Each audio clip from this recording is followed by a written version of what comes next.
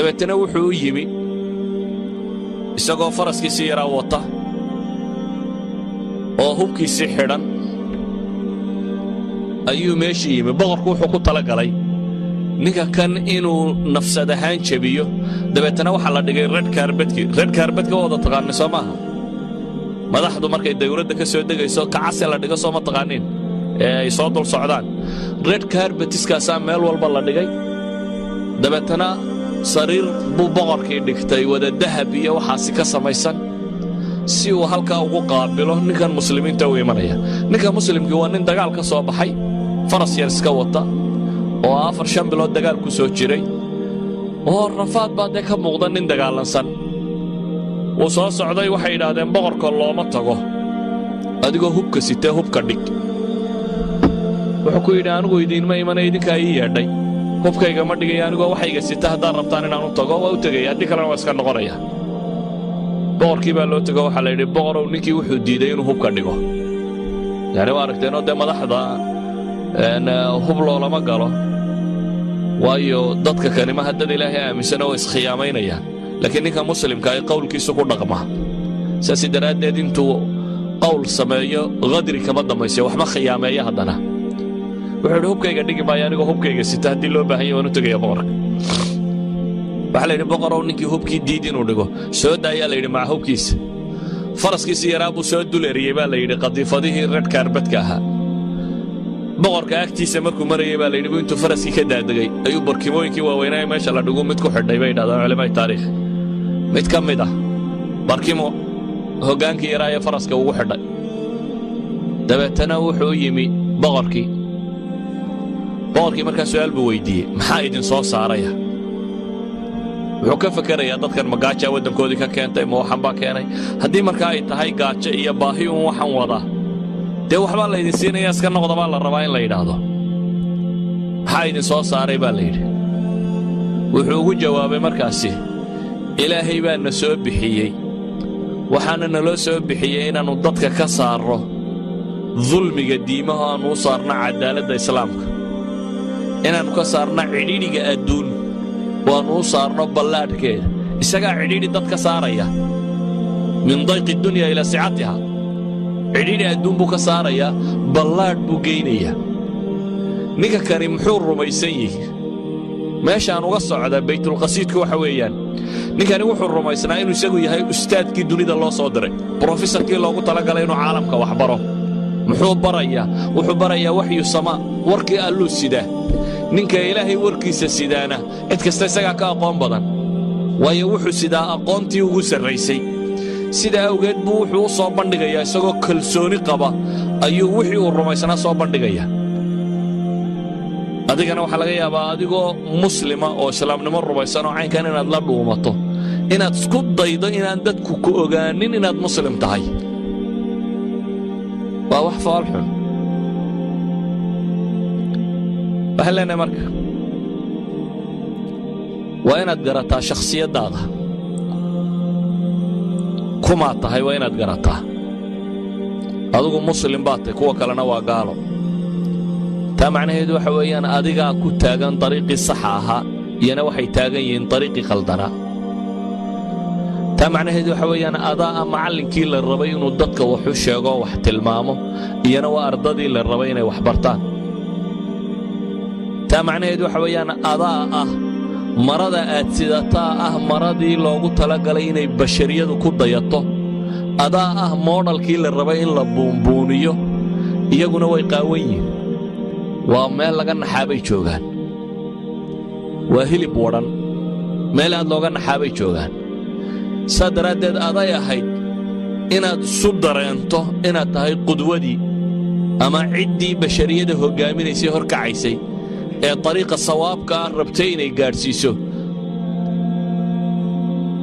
waxaa aad u foolxun markaa qofkii halkaa laga rabay inuu isagu intuu cuqdad qaado uu dambeeyo, inuu isagu noqdo qof ka cabsada wixiisii inuu soo bandhigo.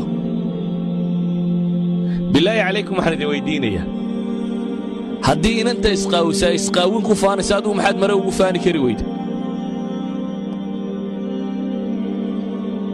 yacni say macquul u tahy? hadduu kani gaalnimo ku faanaya ilaahay ma rumaysnay ilaahay baan rumaysanay si aad ugu faani kari weydaa ahlu naar baan ahay hadduu kuugu faanaya ahlu jannaan ahay si aad ugu faani kari weyda geedi naar ku sii guuraya inaad daba guurtaa miyay fiicantahay adoo janno arkaya geedi naareed dadaad aragto hayaana oo guuraya oo naar u sii raran inaad ka daba guurtaa miyay fiicantahay adigoo awoodi karaya inaad janno u guurto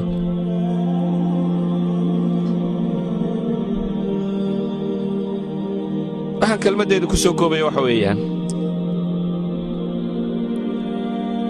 laba hal baa laydinka baahan yahay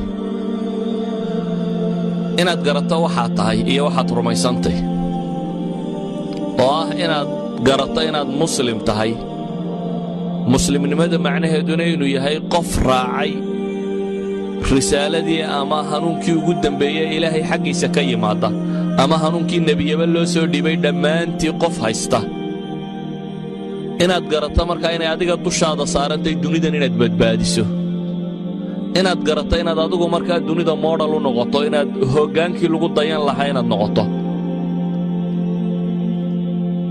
inaad u fahamto dadka kani maxaad ka qaadan kartaa maxaanad se ka qaadan karin mas'aladaasaan dib ugu noqonayaa qofka muslimka ee moodhalka ahi dariiqa aakhiro loo maro isagaa haya adduunka ka loo marana isagaa haya laakiin aqoonta maaddigee kale ee ka timaadda bashariyada ama bini'aadamka taariikh nololeedkiisii soo jireenka ahaa wixii ka ururay ee cilmiya maalan ama biology ha noqdo ama chemistry ha noqdo ama kombyuutar ha noqdo waa wax bini'aadamku uu kala dhaxlay oo ka soo ururay taas cidi kaama xigto qofka muslimkii meeshuu ka helaba isagaa xaq u leh waad ka qaadanaysaa idan brofesorka ama macallinku waxa ku saabsiisan culuumta la baranayo waad ka qaadan ee waxtarka leh ama waxa ku saabsiisan dhaqanka kaljarka diinta aragtida nolosha saa nolosha loo qiimaynayo viewgaad nolosha ka yeelanayso adiga macallin inaad u noqoto lagaaga baahaya waayo adaa tii saxa ahayd haya marka adaa lagaaga baahaya inaad dunida macallin ka noqotid laakiin ceebteenni waxa weeyaan teenniina garanba mayno taynu rabnay inaynu macallin ku noqonno inaan garanaynin taasaa waxay keentay inaad noqoto weel madhan oo wixii lagu shubaba qaadan kara waxaan ku soo koobayaa rusushu ama nebiyadu waa tusaalayaashii dhabka ahaa ee loogu talagalay qofka bini'aadamkii nolosha dhammaanteed inuu kaga daydo hadday qiyaadiya maamul tahay qur-aanku wuxuu inoo tilmaamayaa rusul madax iyo siyaasiyiin noqotay nebi daawuud nebi sulaymaan waxay ahayd rusul siyaasiyiina oo madaxa oo ummad hoggaamisoo dawlada xukuntay hadday tahay jihaad iyo dagaalan iyo kan qur-aanku wuxuu ka warramayaa rusul hadday tahay waxay iminka kuu sheegayaane xornimo la raadiyo iyo dad la xoreeyo ummad xuquuqdeeda loo raadiyo rusul baa ilaahay qur-aanka kaga warramaya raadinaysay nebi muuse waxaa ilaahay ka warramaya wuxuu ka hor yimi fircawn oo dad kale dictatornimo u sheeganaya le anaa rabbi idiin ah ilaahayna uu soo diray inuu reer banu israa'iil ka xoreeyo an irsil maciya bani israa'iil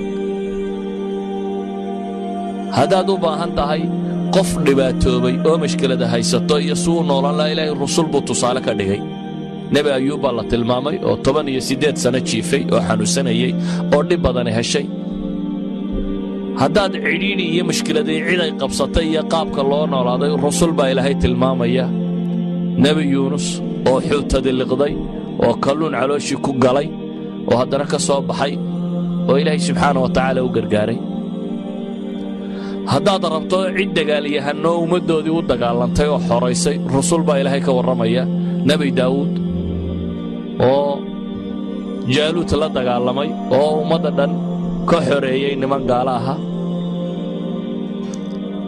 yacni nolosha dhan kastoo aad ka eegto waxaad helaysaa rasuul ah kii lagu dayanayey nolosha dhan kastoo aad ka eegto waxaad helaysaa rasuul ah ilaahay qur-aanka uu kaga warramayo oo ah ciddii lagu dayanayay ee nolosha tan hoggaamisay sidaa awgeed أي إلهي سبحانه وتعالى النبي محمد وحقارنا وقسيت المامة لقد كان لكم في رسول الله أسوة حسنة لمن كان يرجو الله واليوم الآخر وذكر الله كثيرا. نبي محمد وحيد كسو جنب إلهي إليه كض يشفي عن عدي الله سبحانه وتعالى يمانة قيامها رجيني سيد ضمع كجتره يا إلهي حسيس سبحانه وتعالى. waxaan ku soo koobaya oo ilaahay inooga digaya walaa tattabic ahwaa'ahum amma jaa'aka min alxaq. ilaahay wuxuu inooga digayaa dadka gaaleed hawadooda inaynu raacno inagoo ka tegayna xaqii alla soo dejiyey subxaana wa tacaala.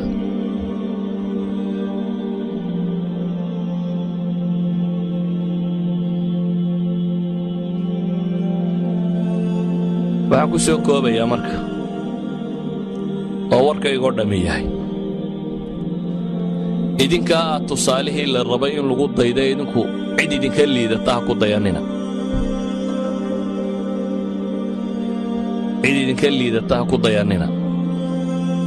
ha laydinkaga daydo laakiin islaamnimo dhaba ma aha in marada qudha laydinkaga daydo, waa in dhaqan oo dhan laydinkaga dayda. dad run sheegaya oo run ku dhaqmaya oo deeq iyo waxbixin leh oo ballan oofinaya oo hoom weegiisa ka shaqaynaya oo macallinkiisa ixtiraamaya oo dariskiisa dhiganaya oo wixii loo diro si toosan u qabanaya oo qumman in lagaaga daydabaa muhiima. markaasaa tusaale dhabtaa noqonaysa. laakiin haddaad xaggana mara ka qaadato kalaaskana aad jartid, macallinkana been u sheegtid, saaxiibkaana wixiisa aad ka qaadatid, kana aad dulmidid, markaa tusaale noqon maysid. tusaale waxaa tahay waxa meesha lagu hayo marka aad ka tahay qofkii laga rabay. hadday waxbarashatay, hadday dhaqantay, hadday ballan tahay, hadday hadaltay iyo waa run la sheegayo, qof street forward markaad noqoto, qof toos u socda. moodalka la raba islaamigiina waa kaa. walidaalika baa ilaahay subxaana wa tacaala qur-aanka wuxuu inooga digayaa inaynan odhanin lima taquuluuna maa laa tafcaluuna kabura maqtan cinda allahi an taquuluu maa laa tafcaluun. inaynan bad example ka noqonin diinta. waxaan aad uga cabsi qabaa inaynu innagu dadka diinta ka celinno oo nidhaahnaha soo gelina. waayo diintu hadday innaga ina anfici weydo war idinkeeda anfacaysaa soo gala say suurtagal u tahy. waa in dadka diinta aynuugu yeedhayna ay noqoto dhaqankeennu inuu dadka dacwo gaadhsiinayo. waa laga yaabaa afafku inaynuguba adag yihin, inaynan si fiican ba isu fahmin, laakiin kaljarkaaga iyo dhaqankaagaa yeedhaya haddaad adigu qof quman tahay. meeshaad ka shaqayso, meeshaad wax ka baranayso, meesha aad joogto, cidda aad la saaxiibka tahay.